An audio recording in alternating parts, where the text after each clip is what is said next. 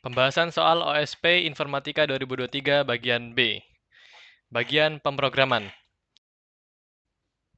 Soal pertama, menjual kentang. Oke, jadi di soal ini ceritanya ada dua truk. Truk A sama truk B. Nah, truk A ini punya N kentang, masing-masing berbobot AI. Truk B punya M kentang, masing-masing berbobot BI. Nah, kita tuh harus mindahin kentang dari B ke A, sehingga rata-rata A itu lebih besar daripada rata-rata B. Nah, terus kita ditanya bobot minimum yang harus dipindahin. Bobot minimum yang harus dipindahin dari B ke A gitu. Nah, untuk pemindahannya sendiri, dia punya aturan. Setelah pemindahan, B-nya nggak boleh kosong. Sama, kalau misalnya kita mindahin bobot BI, maka semua yang bobotnya lebih besar daripada BI juga harus dipindahin. Contoh, misalnya 137. Kita mindahin 3. Otomatis si 7 juga harus dipindahin. Gitu. Nah, oke. Gimana cara kita ngerjain soal ini? Kita pakai sampelnya aja. Misalnya A sama dengan 513, B sama dengan 8549. Nah, biar lebih mudah, kita sort aja berdasarkan yang paling kecil. Nanti bakal jadi A sama dengan 135, B bakal jadi 4, 5, 8, 9, gini. Nah, kalau gini kan lebih mudah kita memvisualisasikan pemindahannya. Jadi kayak kita milih mau mindahin dari sini ke kanan, atau dari sini ke kanan, atau dari sini ke kanan gitu kan. Nah, kita perlu nyari tahu di mana kita harus mulai mindahinnya ini biar optimal gitu. Biar rata-rata yang A lebih besar daripada rata-rata B, sekaligus itu merupakan hasil yang paling optimal gitu, yang paling minimum. Nah, ini kita bisa aja nyoba semua pemindahannya, karena concernnya cuman 1E5 gitu. Nah, jadi kayak kita nyoba, kalau misalnya kita mindahin dari sini ke kanan, masih valid apa enggak? Dari sini ke kanan, valid apa enggak? Dari sini ke kanan, valid apa enggak? Dari sini ke kanan, valid apa enggak? Gitu. Nah, karena kita nyobanya dari paling kanan, otomatis pertama kali itu valid. Misalnya di sini nih pertama kali valid, di mana rata-rata A-nya lebih besar daripada rata-rata B. Ini definisi validnya. Kalau misalnya di angka 5 ini valid, udah pasti ini merupakan jawaban yang paling optimalnya. Nanti jawabannya tinggal 5 tambah 8 tambah 9 gitu. Nah, gitu. Kalau misalnya ternyata yang di sini yang valid, otomatis jawabannya adalah 8 tambah 9. Kenapa bisa gitu? Karena kita nyobanya dari yang paling kanan. Ingat semua pemanggilan itu kan, semua pemindahan itu kan kayak gini. Nah, berarti semakin sering kita ke kiri atau semakin kecil indeksnya, maka kita ngambil semakin banyak bobot yang membuat itu tidak optimal gitu. Jadi yang paling optimal adalah yang pertama kali kita jumpai dan itu valid. Oke. Jadi itu adalah solusinya. Kita langsung coding aja. Kita bikin template-nya.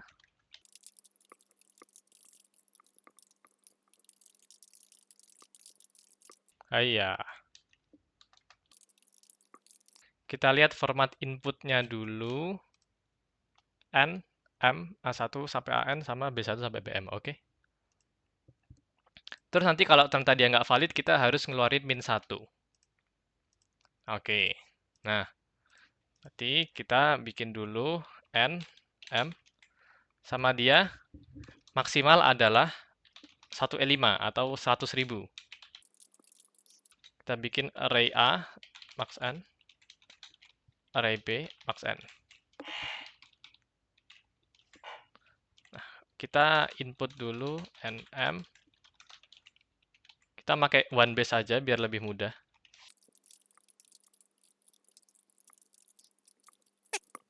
Terus habis itu, sesuai ide kita tadi, kita sort.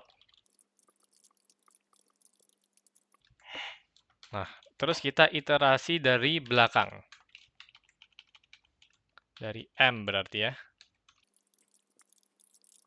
Nah, di sini mulai agak tricky karena kita harus ngecek elemen yang sama gitu. Misalnya ada 1, 3, 5, terus ada 7, 7, 7, 7, 7, 7, 8, 9 gitu. Nah, kita harus ngehandle kasus ini. Sama juga kita harus ngehandle kalau misalnya dia itu udah elemen terakhir. Kenapa kalau elemen terakhir? Kalau elemen terakhir yang kita ambil, misalnya kayak gini, kita ngambil 1 gitu. Otomatis truk B-nya bakal jadi kosong kan. Sedangkan kita nggak boleh truk B-nya kosong menurut soal gitu. Oke, jadi kita langsung aja ngehandle dua kasus itu. Jadi ada dua kasus. Kasus dia sebelahan sama kasus ternyata dia yang terakhir. Nah, untuk handle kasus yang terakhir, kita cukup simpel aja. Sama dengan kita simpan di now.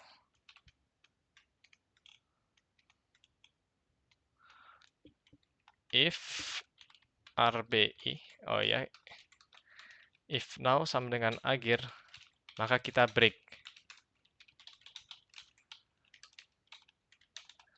Kita, oke. Jadi kalau dia udah yang terakhir, kita udah nggak mau ngelanjutin lagi, karena itu udah impossible.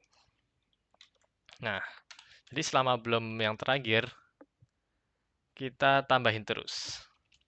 Nah, untuk ngehandle kasus dia sebelahnya sama, kita pakai variabel namanya bev untuk nyimpan before-nya. Oke. If bev sama dengan min 1, maka kita nggak usah ngehandle itu karena dia mesti yang terakhir. Nah, di sini agak tricky juga. Oke, kita perlu nyimpan sum A, sum B. Jadi kan rumus rata-rata adalah sum dibagi N, dibagi banyaknya elemen. Nah, berarti kita harus nyimpan jumlah dari A-nya dulu, dan jumlah dari B-nya dulu. Sum A ditambah sum B ditambah ini sama dengan 0 sama dengan 0. Jangan lupa kita nyimpan answer-nya. Answer-nya min 1. Jadi kalau misalnya nggak ada yang valid, kita see out-nya min 1 gitu. Kita see out answer dulu.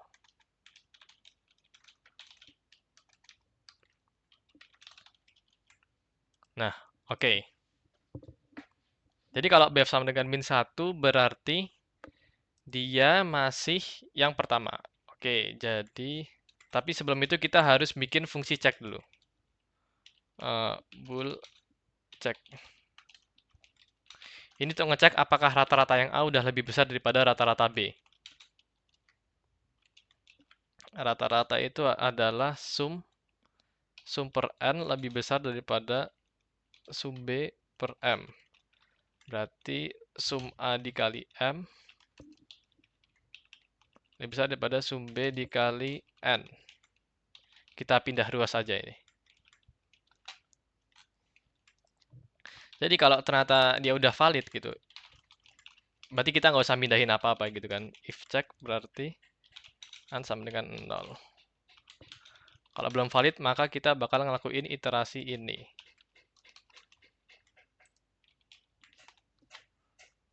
Oke. Now RBI. Nah, selama ini masih dengan min 1, berarti bev sama dengan 0. Dan sum B dikurangi 0. Dan M-nya dikurangi. Dan N-nya ditambah. Dan sum A ditambah 0. Karena ini yang akan dilakukan ketika kita mindah dari B ke A kan. Sumnya dikurangi, yang satunya ditambah, terus yang ini jumlahnya ngurang, yang satunya nambah. Gitu. Kita panggil aja ini fungsi pindah namanya.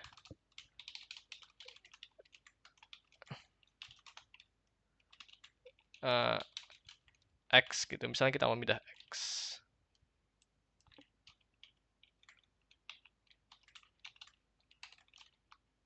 Nah. Kalau W sama dengan 1, maka kita otomatis pindah now. Terus kita continue. Nah, ternyata kalau dia sama, berarti bev sama dengan now. Maka kita pindah now-nya.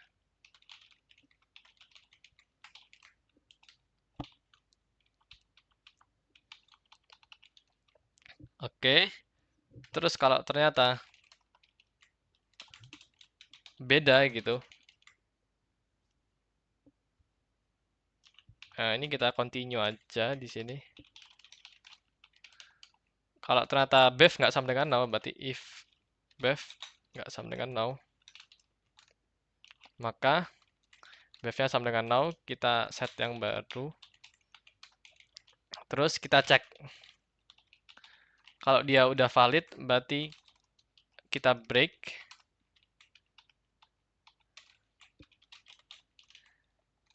Terus kita langsung lihat. Nah, di fungsi pindah ini kita juga harus nambahin answer-nya. Jadi answer-nya sama dengan ditambah X. Iya, answer-nya ditambah X.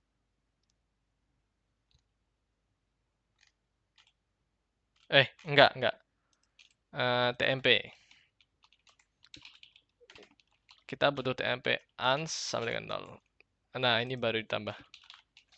Jadi ini untuk apa? Ini untuk nyimpan berapa banyak yang udah kita pindahin gitu.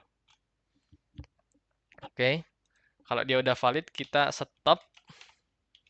Kalau misalnya belum valid, berarti kita lanjutin iterasinya gitu. Ini ditaruh paling atas. Ini ditaruh paling atas biar kalau misalnya dia udah pindah ke yang paling terakhir, kita ngitung dia dulu gitu. Kalau misalnya udah valid, berarti ans-nya sama dengan tmp ans. Berarti udah valid gitu. Langsung aja kita run. Kita masukin sampelnya. Oke, benar jawabannya. Langsung kita submit.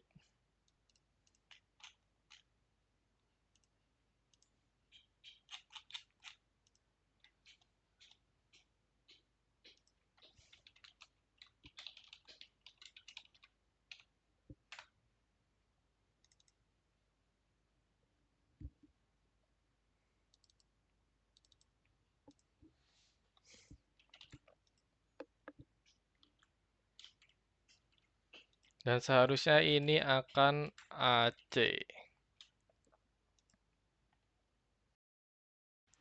Soal kedua, masa pertumbuhan. Jadi di soal ini kita disuruh ngapain? Jadi di soal ini kita punya tree. Bukan tree beneran ya. Jadi punya pohon. Nah, di hari ke-0, dia itu tingginya M.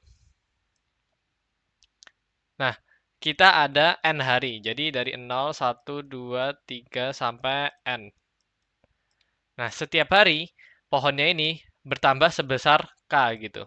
Jadi misalnya ini M, hari pertama itu M plus K. Hari kedua itu M plus K plus K. Dan seterusnya gitu. Nah, habis ini, kita tuh juga punya N ramuan gitu. N ramuan. Nah, ramuan ini ngapain? Jadi kalau misalnya kita pakai ramuannya, maka pohonnya itu akan menjadi H, max dari H, ramuannya itu. Ya, jadi kalau misalnya ramuannya itu 5, dan tingginya sekarang itu adalah 3, tinggi pohonnya. Kalau kita pakai, maka dia akan menjadi 5 tingginya. Nah, kalau misalnya tingginya pohonnya itu 6, dan kita pakai ramuan 5, maka tinggi pohonnya itu tetap 6. Karena dengan rumusnya ini, max ini. Nah, oke. Kita disuruh ngapain? Nah, jadi ramuan itu ada yang berguna dan enggak. Yang berguna itu adalah ramuan yang kalau dipakai, dia nambahin tingginya. Jadi kayak 3 ke 5 itu berguna. Tapi kalau 5 ke 6, jadi misalnya tingginya 6, terus kita pakai ramuan 5, itu nggak berguna karena dia nggak nambahin tinggi pohonnya, gitu. Nah, jadi kita ditanya berapa banyak ramuan yang berguna, gitu. Oke? Gimana cara kita ngerjain ini? Oke, jadi kita definisiin notasinya dulu. A itu adalah ramuannya. Jadi misalnya ada ramuan 1, kita pakai sampelnya aja ya. Kita pakai sampelnya. Berarti 9,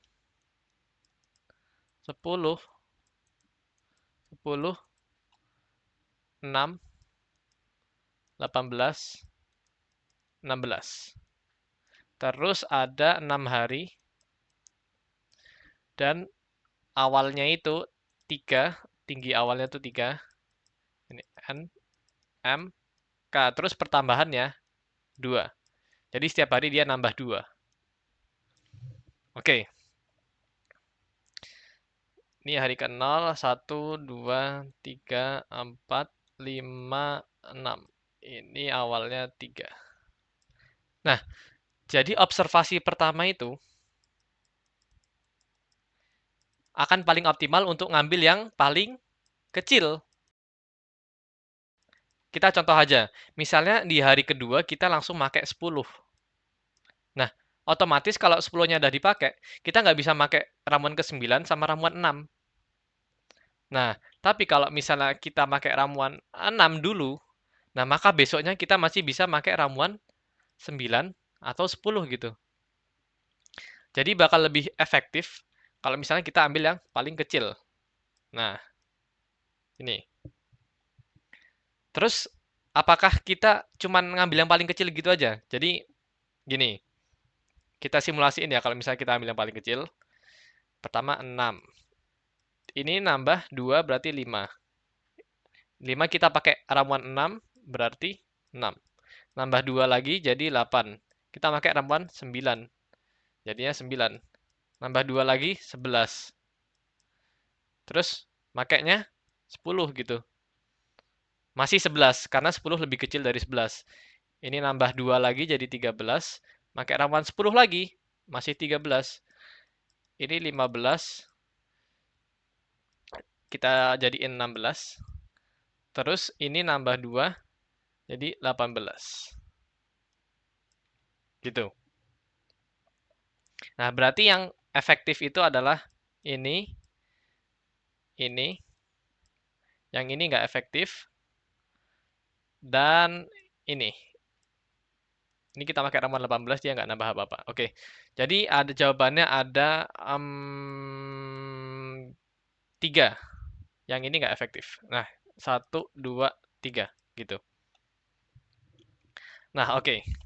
Aku kasih counter case-nya ya. Oke, jadi gimana kalau misalnya si 10-nya tadi kita ganti jadi 12. Nah, ini letak counter case-nya. Jadi kita simulasiin lagi, ini 3 tambah 2, 5, pakai ramuan 6. Jadinya 6. Terus ini tambah 2 lagi, 8, pakai ramuan 9. Oke, 9. Terus pakai ramuan, ini nambah 2 jadinya 11. Nah, kalau kita cuma ngambil yang paling kecil, otomatis kita pakai ramuan ke-10 dong. Lihat apa yang terjadi kalau kita pakai ramuan ke-10. Kita pakai ramuan ke-10, berarti dia tetap 11. Karena 10 lebih kecil dari 11. Terus ini 13. 13 jadinya tetap 13 karena walaupun kita pakai yang 12 tetap lebih kecil. Nah, lihat di sini. Si 12-nya ini dia nggak berguna kan? Kalau kita tadi ngambil 10, si 12 ini nggak bakal berguna. Karena dia udah sampai 13 duluan. Nah, gimana kalau instead, pas yang sini tadi, kita langsung pakai ramuan ke 12 gitu. Kita langsung pakai ramuan ke 12. Nah, lihat. Lihat.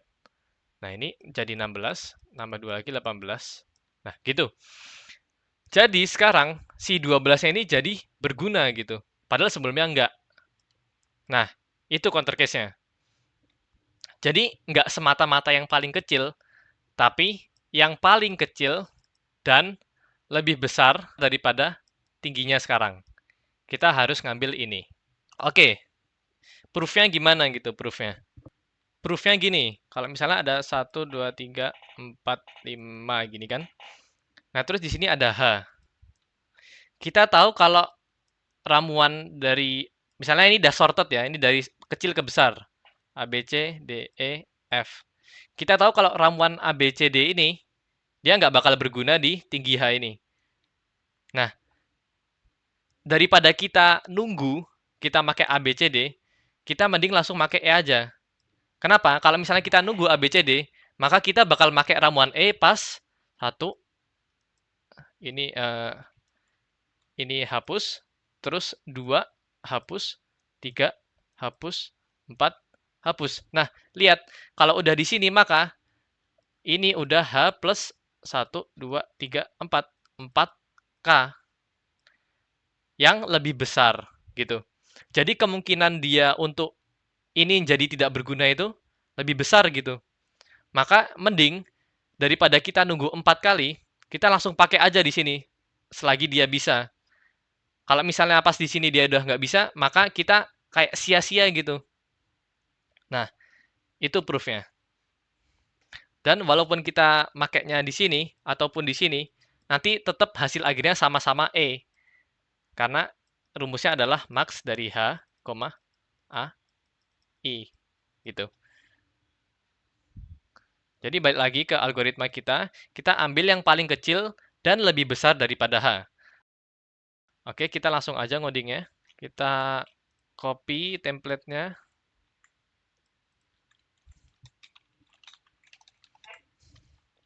Nah, sekarang kita mau ngeliat inputnya kayak mana. NMK. Oke. Ini kita copy paste aja.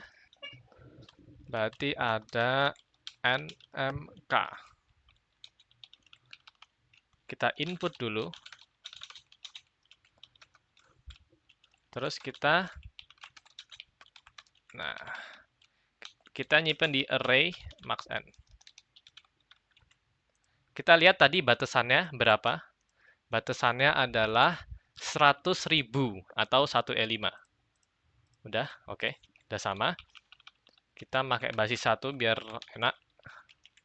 Kita input ke RI. Habis itu kita sort, karena kita mau ngambilnya dari yang paling kecil. Terus kita iterasi biasa aja. Dari 1 sampai N deh. Karena ada N hari kalau di soalnya. Jadi di setiap hari kita nambahin. Jadi kayak kita bikin height aja, height, variabel height. Awalnya height itu sama dengan M. Height sama dengan M. Height ditambah K. Terus kita nyari yang lebih besar dari height gitu. Caranya pakai apa? Nah, ini biar enggak TLE, karena constraint-nya adalah 1E5, kita harus kompleksitasnya n log n. Nah, makanya kita, instead of kita nge-for loop biasa, nyoba semuanya satu-satu, kita bisa langsung aja pakai bin share. Nah, bin share-nya pakai upper bound. Jadi, kita langsung bin share.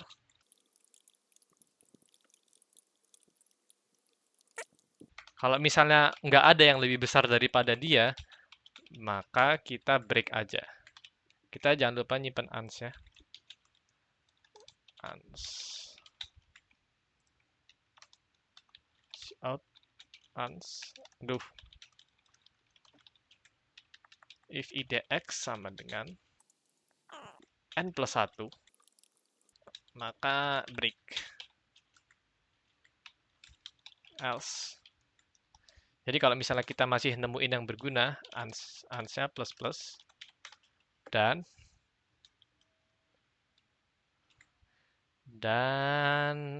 height-nya kita update. Height sama dengan ridx, gitu. Kita compile apakah bisa.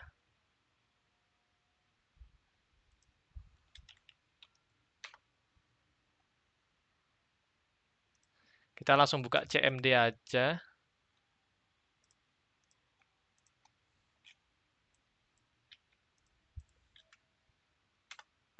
Lalu hasilnya sama dengan 3, oke, sama dengan soal aslinya. Lalu kita langsung saja submit ke TLX-nya.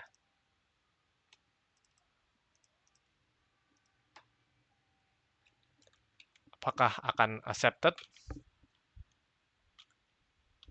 Oke, dan accepted. Kita lanjut ke soal nomor 3. Oke, sekarang kita bakal lanjut soal nomor 3, pembangkit listrik. Nah, ini deskripsinya agak panjang, jadi aku ringkesin aja. Jadi basically kita ada N rumah ya, N rumah. Sama ada, kita lihat di sininya, nah, M pembangkit listrik. M perusahaan, perusahaan. Nah, perusahaan. Nah, jadi setiap rumah yang terhubung, nanti rumah ini bakal membentuk suatu forest gitu, menurut deskripsinya. Nah, jadi bakal jadi kayak gini, forest. Forest itu apa? Forest itu kumpulan tree. Nah, jadi kalau misalnya ini terhubung, kita kasih pembangkit listrik di sini, maka semuanya ini udah kena listrik. Kalau misalnya kita kasih di sini juga, semua yang ini udah kena listrik gitu. Jadi semua yang terhubung bakal kena listrik jika salah satunya itu udah dibangun pembangkit listrik gitu. Nah, setiap perusahaan itu cuma boleh bangun sekali gitu. Cuma boleh bangun sekali gitu. Nah, sedangkan ada N rumah.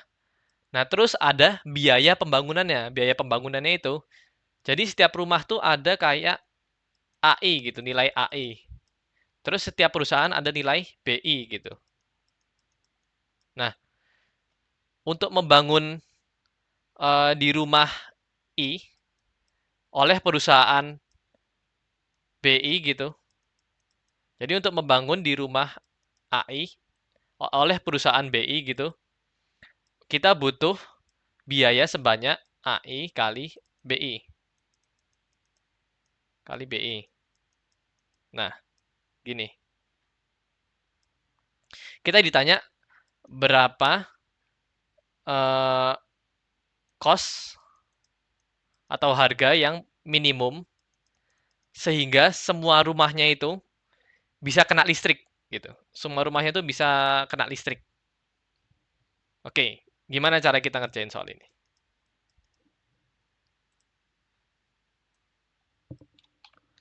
Jadi tipikal soal graf itu kalian harus tahu bentuk grafnya kayak gimana. Nah, kalau ini kita lihat. Nih, setiap pasang desa mungkin, tunggu ya, aku ganti warna. Setiap pasang desa mungkin terhubung satu dengan yang lain menggunakan sebuah jalan. Oke.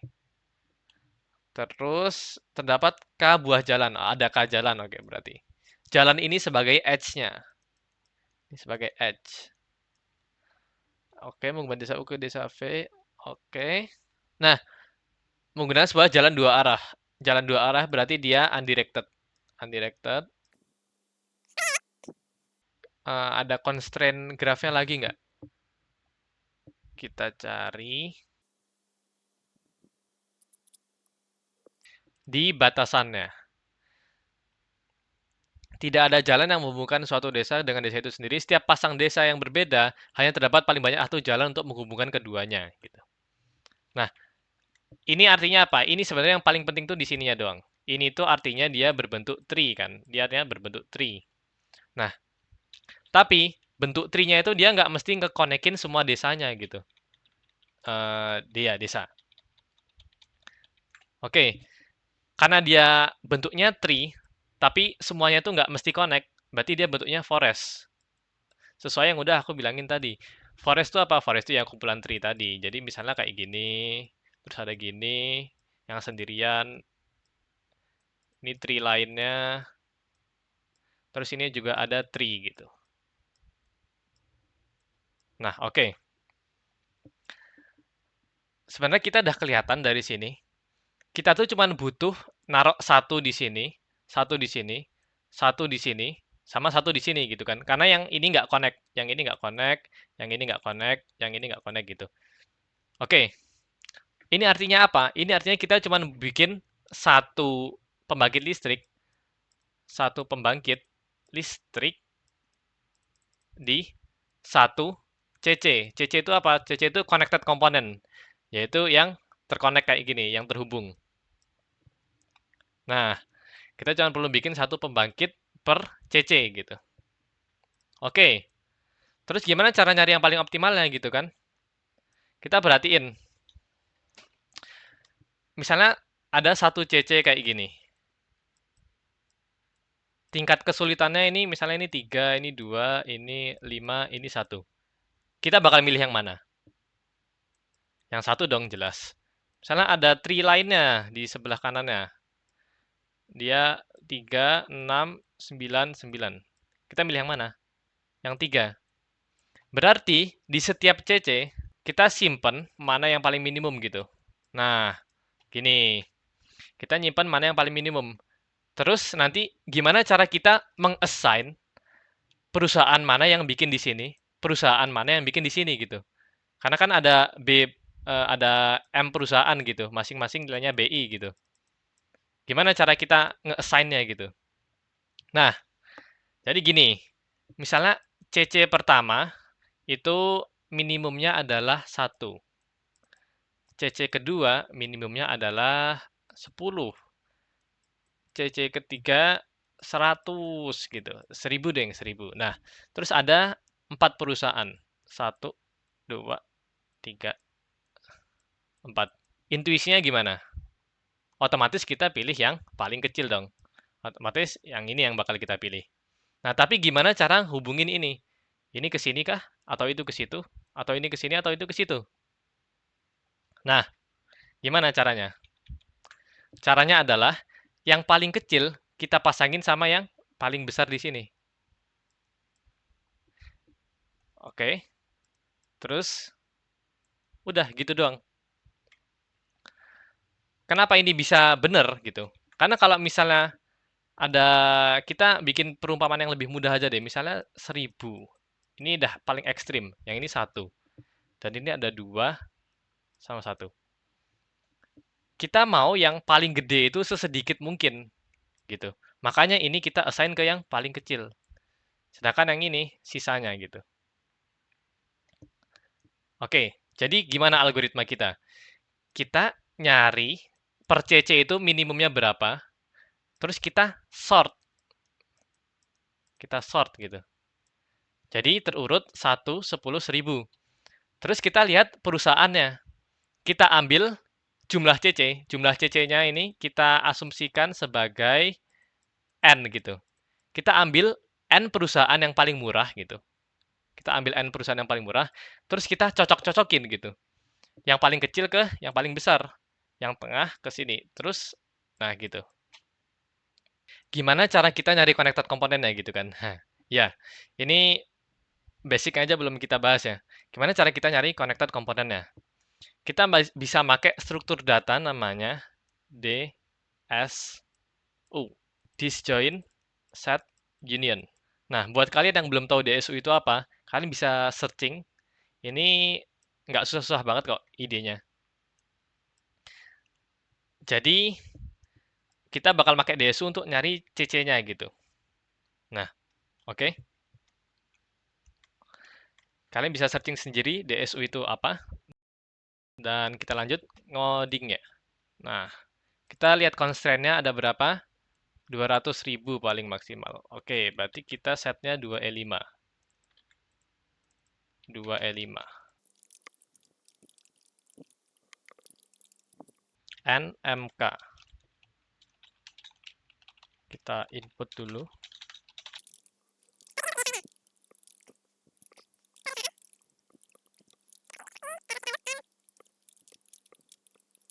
Terus kita apakah inputnya udah selesai? Kita bakal nge-input grafnya. Oke. Kita bakal pakai adjacency list.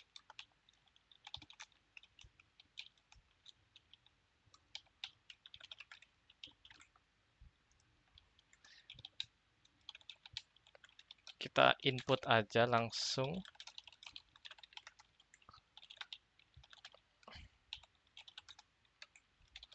Push back tmpb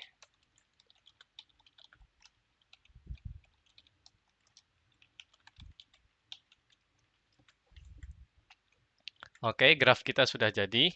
Lalu kita bakal inisialisasi DSU-nya. Gini ya cara bikin DSU. Void build. Kita inisialisasi dulu.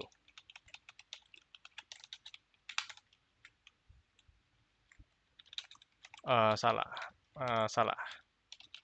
Parent I sama dengan I.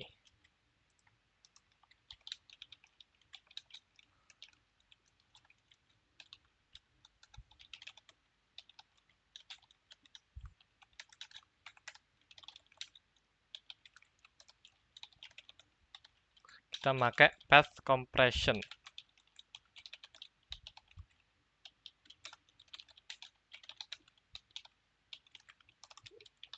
Lalu kita merge.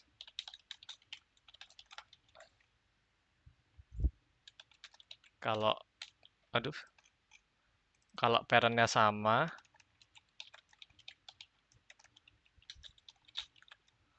berarti kita nggak usah diapa-apain. Oh, nggak usah. Berarti kita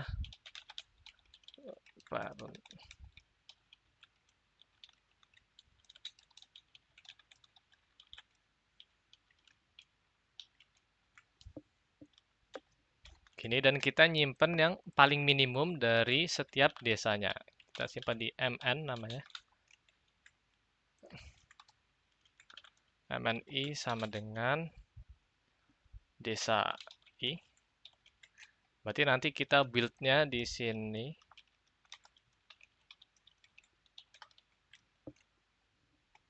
Nah, terus setiap kita merging, kita juga ngupdate value si mn-nya ini. Kita simpan tmp dulu.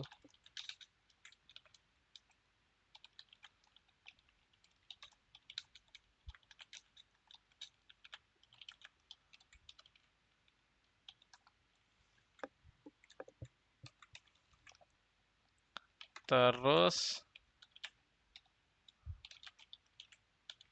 sama dengan nah, kita jadi sembari nge-merge, kita juga ngupdate minimum value-nya gitu. Oke. Lanjut. Oh, sebenarnya kita nggak usah pakai adjacency list. Jadi kita langsung merging aja. Merge tpa, tmpb. Nah, biar lebih mudah lagi, kita ubah value dari connected komponennya itu menjadi sebuah vektor gitu. Jadi kita bikin lagi vektor namanya cc gitu. Connected komponennya.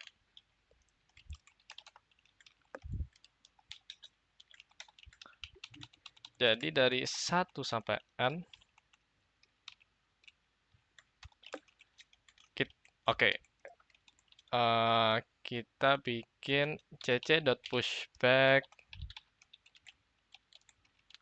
mn find i.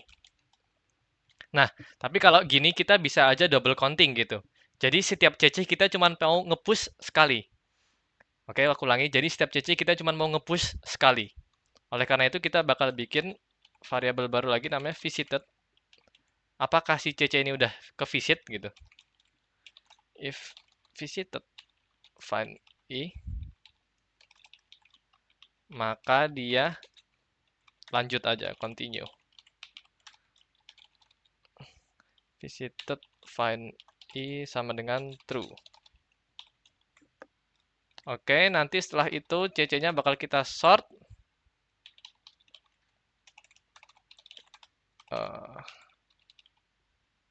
Oke, belum bisa ternyata.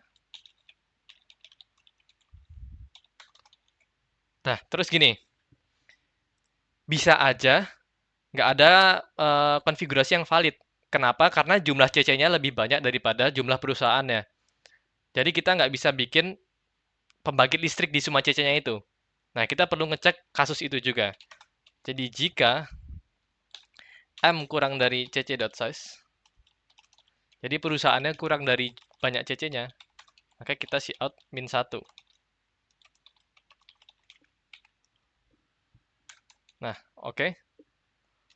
Terus kita langsung return 0. Kalau enggak, berarti kita bikin variabel baru lagi namanya ans. Kita iterasi aja per CC-nya.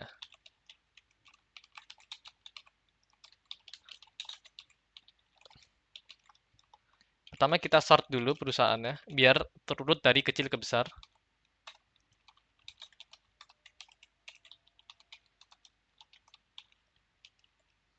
Oke, udah terurut.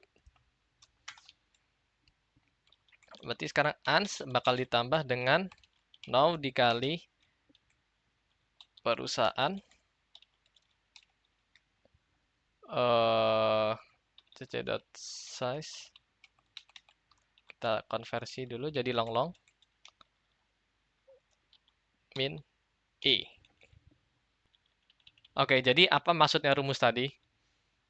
Jadi kalau di sini, ini kan indeksnya 0, ini 1, ini 2. Yang ini dia one base, 1, 2, 3 indeksnya.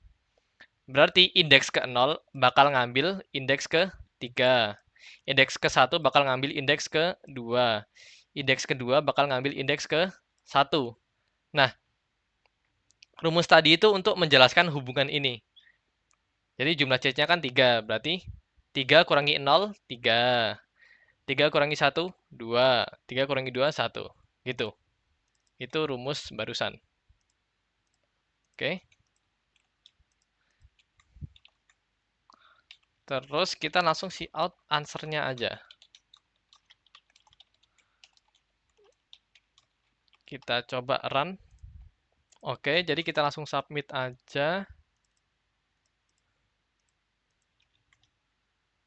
Apakah AC?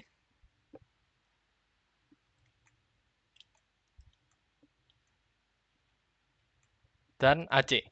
Kita lanjut ke soal keempat. Soal keempat. Mengumpulkan artefak. Oke. Jadi di soal ini kita disuruh ngapain? Nah, di soal ini tuh basically kita ada kayak satu garis bilangan gitu. Nah, terus dia bakal ada artefak gitu, ada n artefak. N artefak. Masing-masing punya nilai BI. Nah, artefak-artefaknya ini terletak pada koordinat AI gitu. Jadi misalnya ada artefak di sini nilainya 3, artefak di sini nilainya 5, artefak di sini nilainya 7 gitu. Nah, terus kita tuh mulai dari koordinat X gitu. Oke. Koordinat X itu di mana? Bisa aja X-nya tuh di sini atau X-nya di sini gitu. Terserah. Pokoknya kita mulai dari koordinat X dan kita bisa ke kanan atau ke kiri sebanyak satu langkah. Dan kita bisa melakukan gerakan ini sebanyak K kali gitu. Jadi misalnya K-nya 3, kita bisa 1, 2, 3 gitu. Oke, jadi gimana cara kita ngerjain soal ini?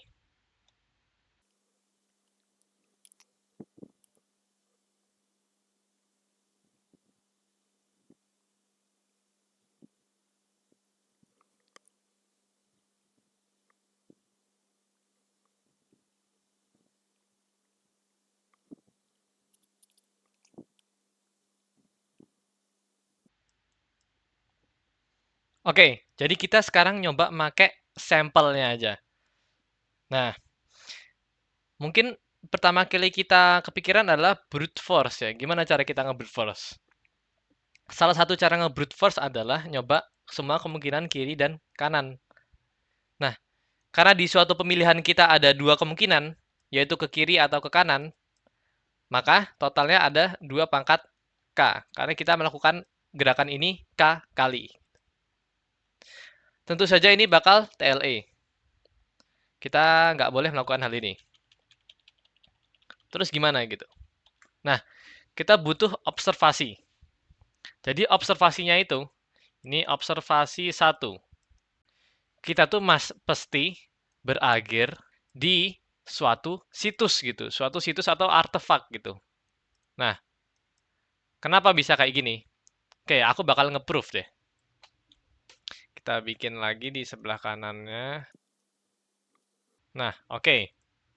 Misalnya gini deh. Ini ada suatu situs atau artefak gitu. Kita ada di sini. Dan kita mau ke sana. Kalau misalnya di sini kita punya value bev gitu. Misalnya kita udah punya ngambil artefak bev gitu. Kita ke sini, berarti nilainya menjadi bev plus AI gitu. BI plus BI. Nah, kalau misalnya kita lanjut ke kanan lagi, misalnya situsnya ada di sini. Kita lanjut ke kanan, terus ini berhenti. Bensinnya udah habis gitu. Kita udah nggak bisa gerak lagi. Maka value di sini tetap bev ditambah BI. Gitu. Jadi, walaupun kita gerak lagi, kalau dia nggak sampai situs baru, maka value-nya bakal tetap sama dengan value di situs sebelumnya gitu. Nah, otomatis kayak kita cuma perlu nge-consider dia tuh berakhir di situs ini atau berakhir di situs ini doang gitu. Nah, itu observasi pertama. Terus observasi kedua, dia tuh pasti bikin segmen. Nah, apa maksudnya ini? Oke, kita bakal lihat lagi di sini. Misalnya di sini ya. Misalnya sekarang aku ada di sini. Dan aku pergi ke kiri 2 kali, dan aku pergi ke kanan.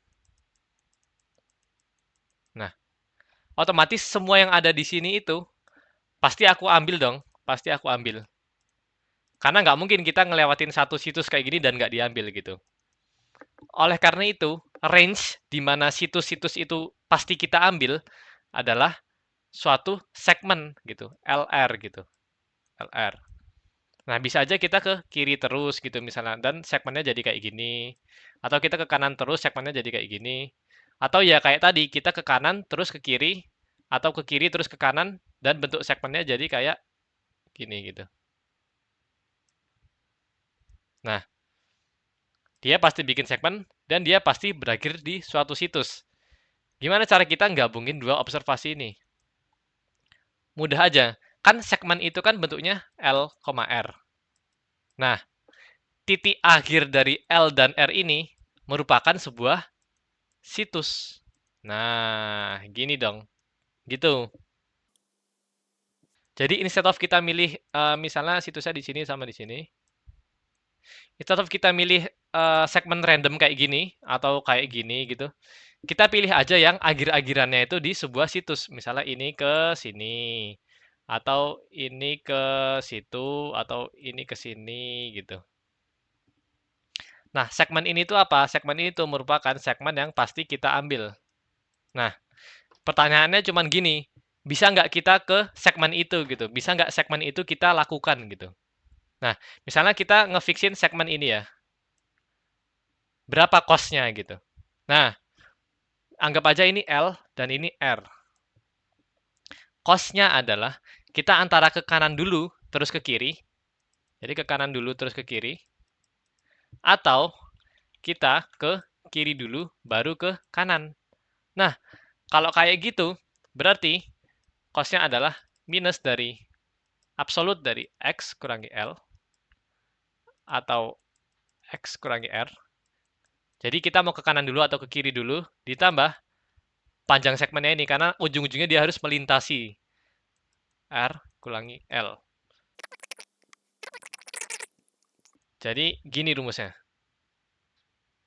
Nah, karena ini udah ketemu, berarti kita bisa dong nge-brute force semua segmennya gitu.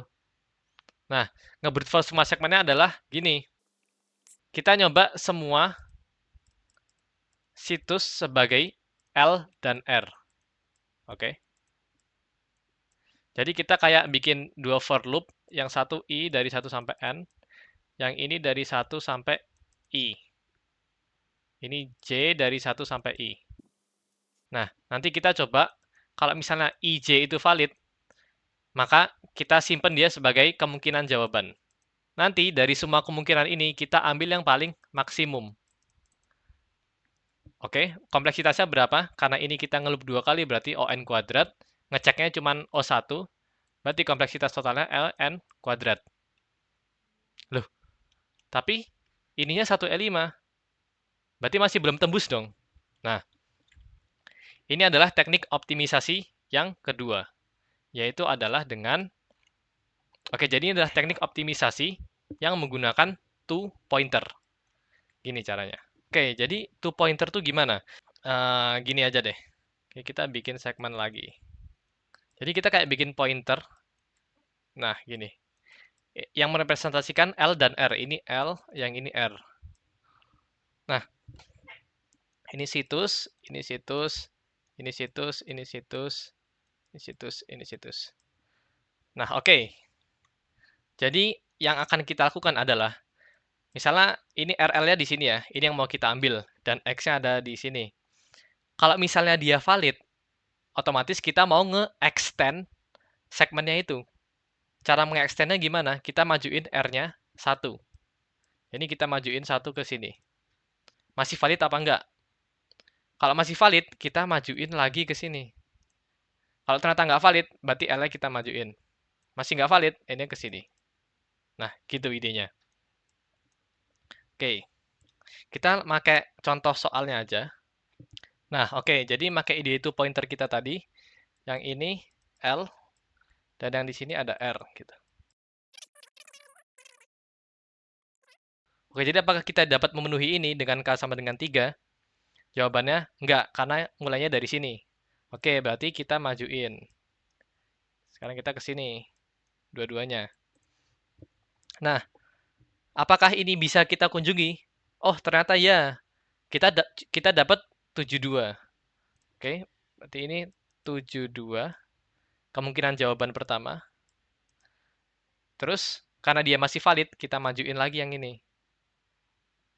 Aduh, ini taruh bawah aja deh. Nah, ini kita majuin.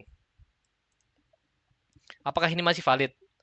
Ini 1, 2, 3. Oke, masih bisa. Berarti R-nya kita majuin lagi. Tapi sebelum itu kita hitung dulu dia dapat berapa. 72 tambah 7, 79. Masih valid, berarti kita majuin. Ternyata dia udah nggak valid. Terus ke sini, dia juga nggak valid.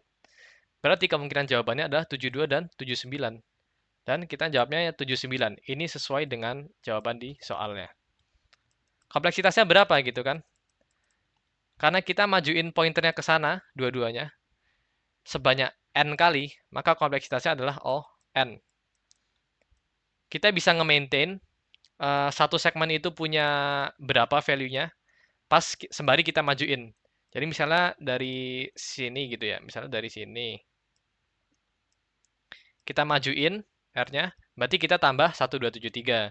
Kalau L yang kita majuin, berarti yang 7-nya kita kurangi dari value sekarang gitu. Oke, jadi langsung aja kita coding. Kita lihat constraint-nya dulu. 1E5. N, K, X. Kita input. Array ini apa? Ini adalah koordinatnya. Koor aja deh, koor. Ini koordinatnya.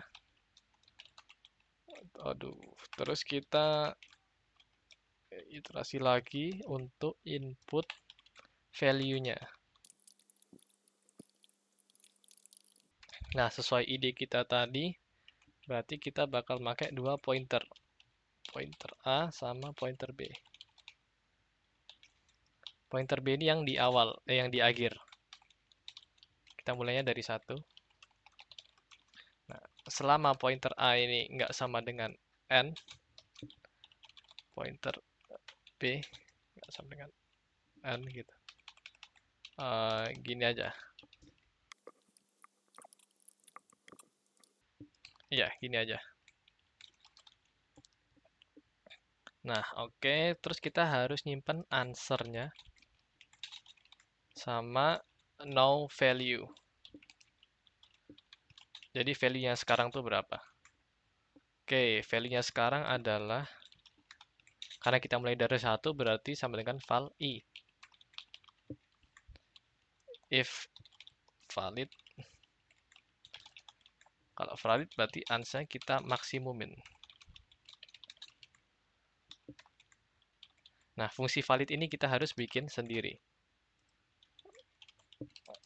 Koor. Jadi kita supply koordinatnya.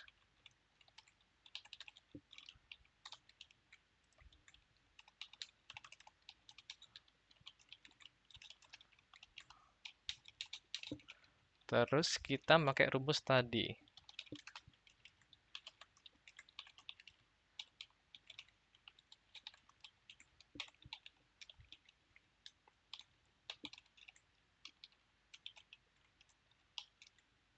Ini kalau dia lebih kecil dari sama dengan K berarti dia true. Kalau dia lebih besar berarti false.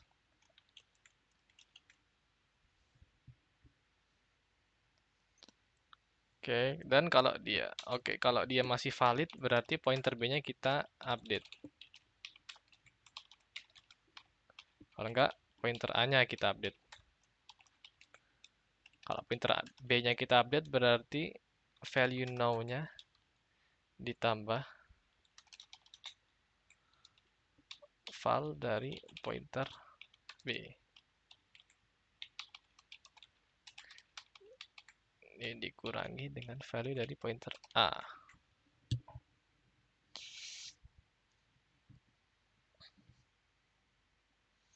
Nah, kita juga harus nge-consider kasus di mana si pointer A-nya ini sama dengan pointer B-nya gitu.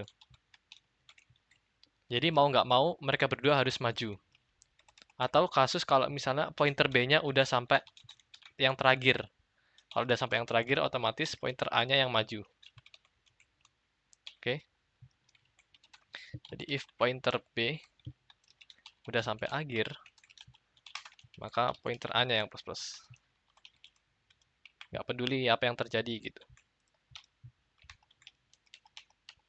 Nah, atau kalau misalnya pointer A sama dengan pointer B,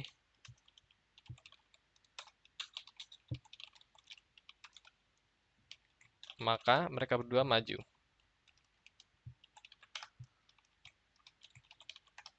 Pointer B juga maju.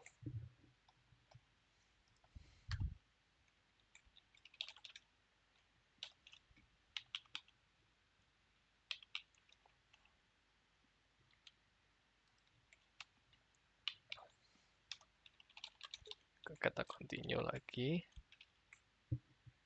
Ini jangan lupa kita kasih beginian.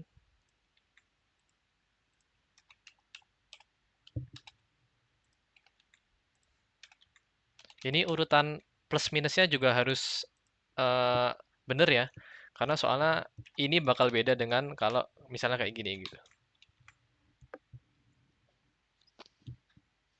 Oke, ini ada benar. Tapi jangan lupa kita cek dulu.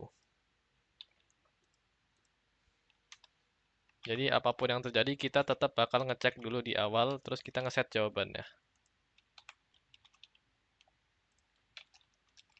Kalau valid berarti, nah,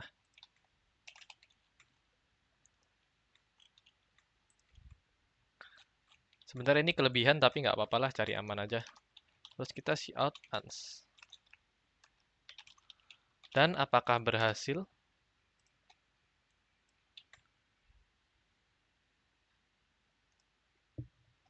Oh, rupanya ada error. Oh, ini. Harusnya ini val 1.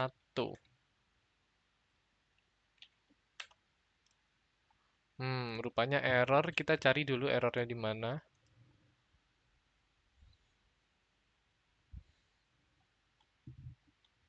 Pointer A, pointer B.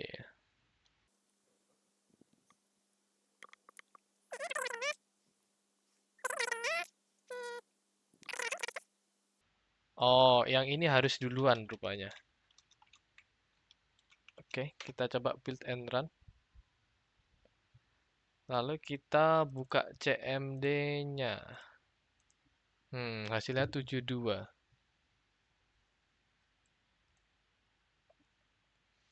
Masih ada yang salah sepertinya. Kita lihat lagi.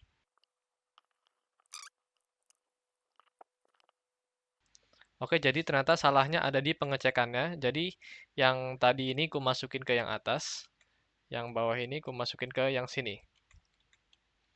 Oke, terus kita langsung cek ada CMD. Ternyata hasilnya benar. Oke, langsung aja kita submit ke TLX. Apakah AC runtime error? Salahnya ada di yang sini. Jadi kita tes lagi, seharusnya kita tes di awal.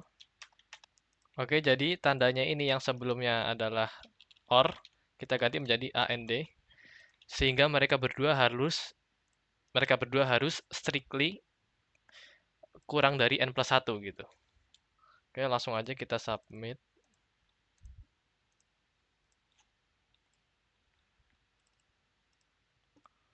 Dan hasilnya adalah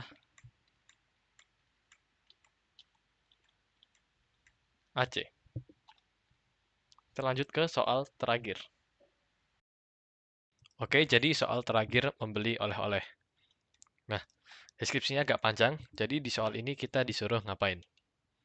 Nah, di soal ini kita ada N kota dan N-1 jalan. Oke, ini artinya apa? Kita kalau lihat kayak gini, otomatis kita harus mikirnya ini adalah tree. Oke. Terus, Pak Dengklek mulai dari kota 1 dan dia tidak ingin mengunjungi kota 2 kali gitu. Oke, jadi setiap kota cuma boleh dikunjungi sekali. 1 kali. Nah, terus Pak Dengklek mau nyari, misalnya kita punya duit K. K ini dari 1 sampai M. Ada berapa banyak rencana pembelian yang ada? Nah, rencana pembelian atau rencana berpergian itu apa itu? Misalnya tree-nya kayak gini. Nah, kita bisa aja beli oleh-oleh di sini, atau beli oleh-oleh di sini. Atau kita bisa aja beli oleh-oleh di sini, dan di sini gitu. Selama harga dari oleh-oleh yang kita beli totalnya itu kurang dari K gitu harganya. Nah, gimana cara kita nyari banyak cara kayak gini? Oke, ini solusi kayak gini biasanya makanya DP Combine. Jadi kita bikin DP-nya dulu. DP state-nya apa? DP IJ. Kenapa IJ? Karena kita lihat constraint-nya ini N sama M-nya kalau dikali cuman 1E7. Jadi kemungkinan besar constraint state DP-nya adalah N kali M gitu. Oke, jadi kita definisiin dulu DPIJ sebagai banyak rencana perjalanan. Kalau kita berada di node I dan kita menghabiskan tepat J koin gitu, tepat J duit gitu. Oke, ingat ya, tepat J. Nah, dengan definisi ini, otomatis kita bisa langsung bikin transisinya. Karena ini DP on tree biasanya transisinya itu menggunakan child-nya.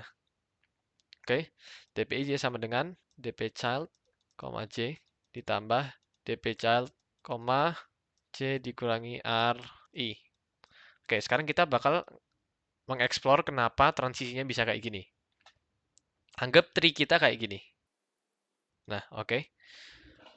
Misalnya kita ada di sini sekarang. Dan ini value-nya AI gitu. Otomatis kan kita punya dua pilihan. Kita mau ke sini, atau kita bisa ke sana. Nah, kita nggak mungkin bisa balik ke atas lagi karena cuma boleh sekali. Dan ini bentuknya adalah tree. Jadi kita bisa antara ke kiri atau ke kanan. Jadi ke child-nya gitu. Nah, kita juga di setiap node ini pilihannya antara kita mau ngambil atau enggak gitu. Jadi kita mau beli sesuatu di node ini atau enggak gitu. Nah, makanya kalau kita lihat ada 2 biji di sini. Kalau misalnya kita nggak ngambil, otomatis yang kita habiskan tetap sama kan, duit kita tuh tetap sama gitu.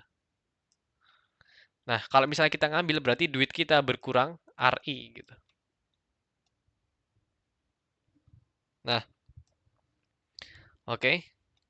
Jadi gitu aja DP-nya. Nah, terus basisnya adalah kalau misalnya DPI RI ini di plus-plus. Kenapa kayak gini? Karena kalau misalnya kita sekarang di note ini misalnya, dan ini 3, otomatis kita bisa menghabiskan 3 koin secara langsung gitu. 3 uang secara langsung. Nah, makanya karena kita bisa menghabiskan 3 uang secara langsung, otomatis kita nambahin 1. Ini adalah base state-nya. Oke? Dengan definisi DP-nya udah ada, kita tinggal ngoding aja.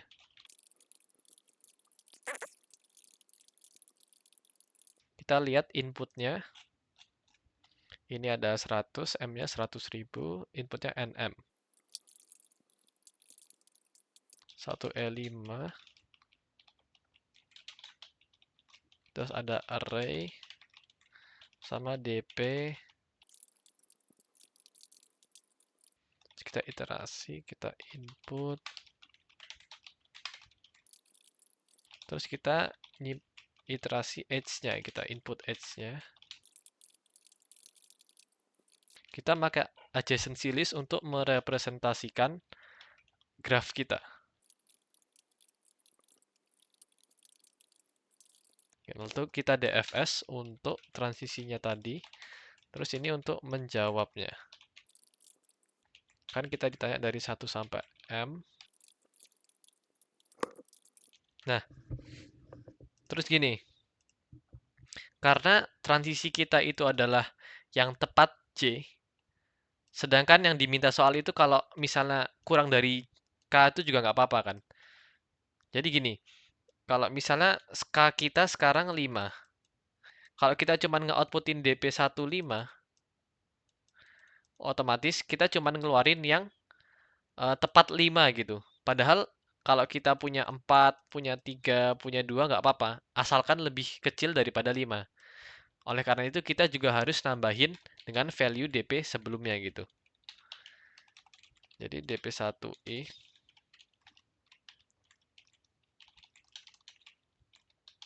DP1 I-1.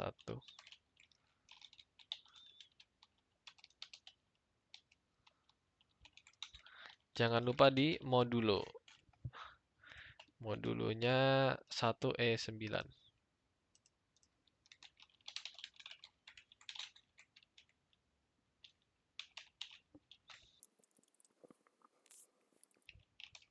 Kita bikin base case-nya dulu.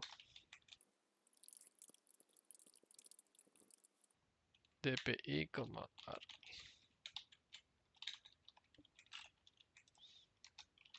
Kita bikin fungsi DFS-nya. Kita iterasi ke anak-anaknya, ke child-nya.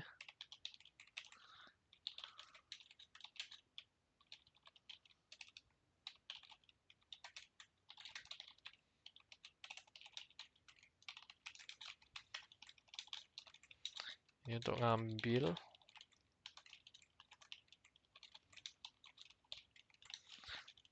Ini kalau misalnya ternyata dia iterasi ke parent-nya, kita batalin. Karena kalau dia iterasi ke parent-nya, dia bakal mengunjungi node yang sama. Karena transisi kita adalah dari atas ke bawah, terus naik lagi. Terus kita DFS lanjut. Nah, terus sembari di sini kita nge-update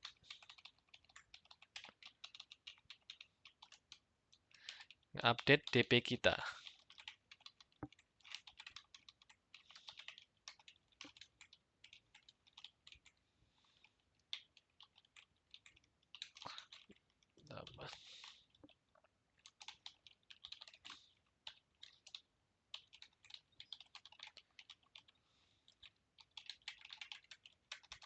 Terus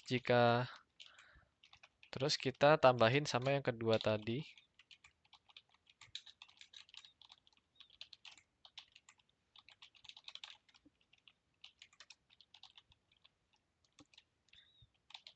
Nah, tapi di sini kita harus hati-hati karena bisa aja Jamin Arnaud ini negatif gitu. Kalau negatif kita nggak usah transisiin gitu. Kita batalin aja. Jadi selama dia positif gitu. Nah,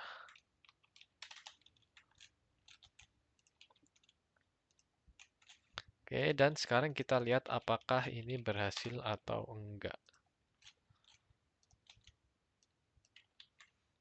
Oh ya, kita juga harus ingat kalau di setiap rencana perjalanan itu nggak boleh kosong. Jadi nggak boleh nggak beli apa-apa gitu. Nggak boleh nggak beli apa-apa. Jadi harus minimal satu. Oke, jadi kita lihat apakah outputnya sama. Oke, outputnya sama. Sekarang kita bakal langsung submit aja.